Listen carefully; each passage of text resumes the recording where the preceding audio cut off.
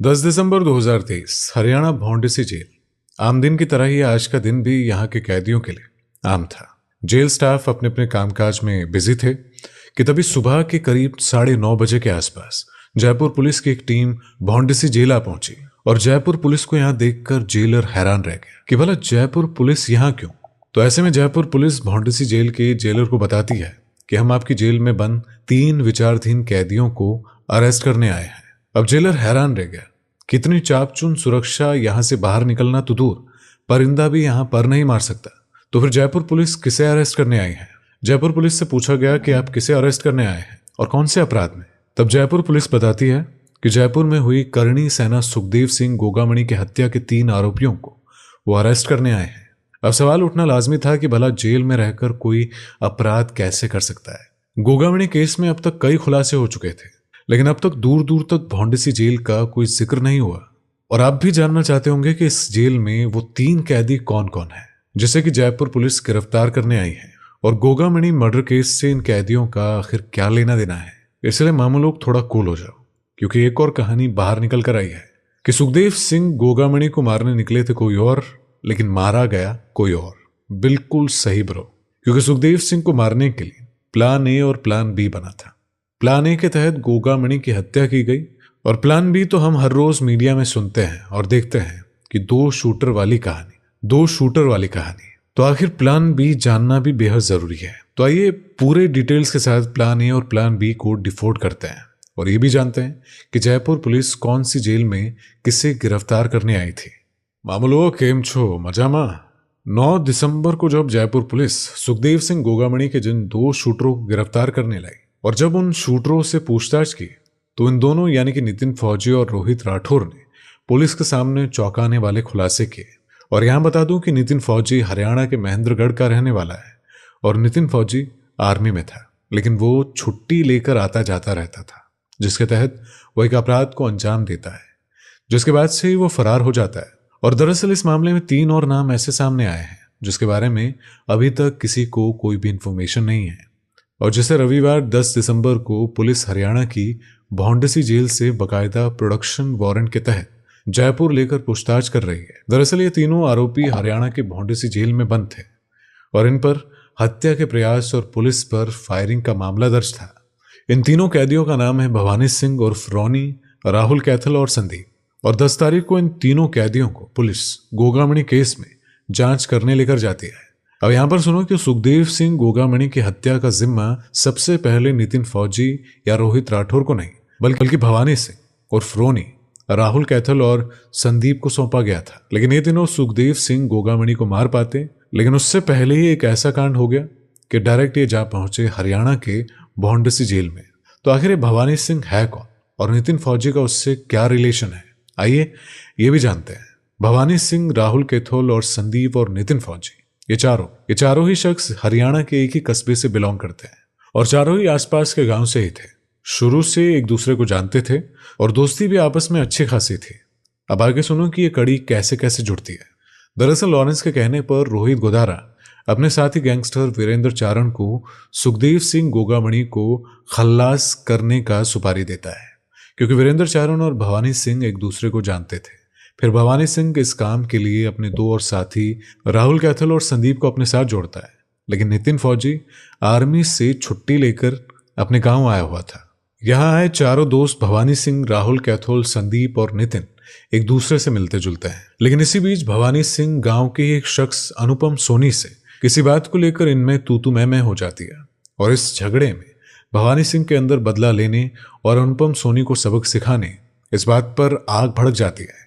और एक रोज भवानी सिंह अनुपम सोनी को सबक सिखाने के लिए अपने तीनों दोस्तों से बात करता है, और तब इन चारों ने अनुपम सोनी के घर जाकर उसे सबक सिखाने की ठान ली। बकायदा भवानी सिंह अनुपम सोनी को फोन करके धमकी देता है कि मैं आ रहा हूं, खुद को बचा सकते हो तो बचा लो। इधर इस धमकी से अनुपम सोनी डर गया। वो सुबह की पुलिस को इन्फॉर्म कर देता है। इधर भवानी सिंह, राहुल कैथल, संदीप और नितिन फौजी अनुपम सोनी के घर पहुंचते हैं। इन चारों के वहां पहुंचने से पहले ही पुलिस वहां पहुंच चुकी थी। पुलिस को देख ये चारों बदमाश वहां से भागने लगे, और बदमाशों को भागता देख पुलिस ने इनका पीछा किया। तो भवानी सिंह ने भागते हुए अपनी पिस्तौल निकाली और पुलिस पार्टी पर फायर कर दिया, लेकिन पुलिस ने भवानी सिंह, राहुल कैथल और अनुपम को पकड़ लिया, जबकि नितिन फौजी वहां से भागने में कामयाब रहा। लेकिन बाकी तीनों को पकड़कर भौंडीसी जेल में बंद कर दिया जाता है और यहाँ सुखदेव सिंह गोगामणि को मारने का प्लान पूरी तरह से फ्लॉप हो जाता है, क्योंकि जिसको सुपारी दी गई थी वो तीनों ही शूटर अब भौंडीसी जेल जा पहुंचे थे। तो ऐसे में यहाँ से शुरू होता है प्लान बी। और दरअसल प्लान ए के तहत भवानी सिंह, राहुल कैथल और संदीप को सुखदेव सिंह गोगामणि की हत्या करनी थी। नितिन फौजी का प्लान ए में कोई रोल नहीं था, लेकिन हत्याकांड से पहले तीनों शूटर पकड़े गए। उधर कुछ समय बाद रोहित गोदारा का फोन आता है और वीरेंद्र चरण भौंडीसी जेल में बंद भवानी सिंह से संपर्क करता है। भवानी से बोलता है कि तुम तो जेल में बंद हो, पर नितिन फौजी बाहर है और वो काम करेगा। अब क्यों काम करेगा तो ये सुनिए। अब तक नितिन फौजी पर कोई मुकदमा दर्ज नहीं था, लेकिन उस दिन भागते वक्त भवानी सिंह पुलिस पर गोलियां चलाता है और साथ में नितिन फौजी भी था। तो अब पुलिस पर गोलियां चलाने के मामले में नितिन फौजी पर FIR दर्ज हो चुकी थी, लिहाजा इसीलिए अब वो आर्मी भी ज्वाइन नहीं कर सकता था और पुलिस को उसकी तलाश थी। तो भागता फिरता भवानी सिंह के कहने पर वीरेंद्र चारण नितिन फौजी का संपर्क करता है और उसे बताया जाता है कि तुम्हें सुखदेव सिंह गोगामणि की हत्या करनी है, और इसके लिए नितिन फौजी राजी भी हो जाता है, लेकिन एक शर्त रखता है। और जब इस शर्त के बारे में रोहित गोदारा को बताया जाता है तो शर्त कबूली जाती है।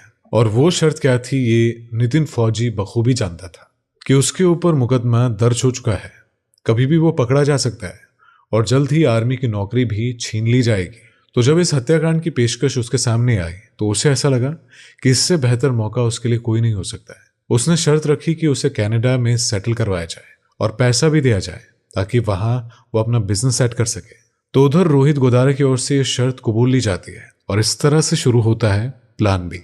अब नितिन फौजी को महेंद्रगढ़ ले जाया जाता है और दिल्ली से वो पहुंचता है जयपुर। जयपुर में उसे मिलती है पूजा सैनी और उसका पति महेंद्र मेघवाल। और दरअसल ये दोनों मियाँ बीवी लॉरेंस गैंग के सबसे बड़े आर्म्स सप्लायर थे। और यहाँ जयपुर में कुरियर बॉय आता है जो पूजा सैनी को हथियारों का जखीरा देता है। और यहाँ बता दूं कि नितिन फौजी करीब 7 दिनों तक जयपुर में पूजा सैनी के फ्लैट पर रुका रहा। ये नितिन फौजी को 2 जिगाना पिस्टल और 50,000 दिए जाते हैं। फिर पूजा सैनी और उसका पति महेंद्र मेघवाल नितिन फौजी को अपनी कार में लेकर निकलते हैं।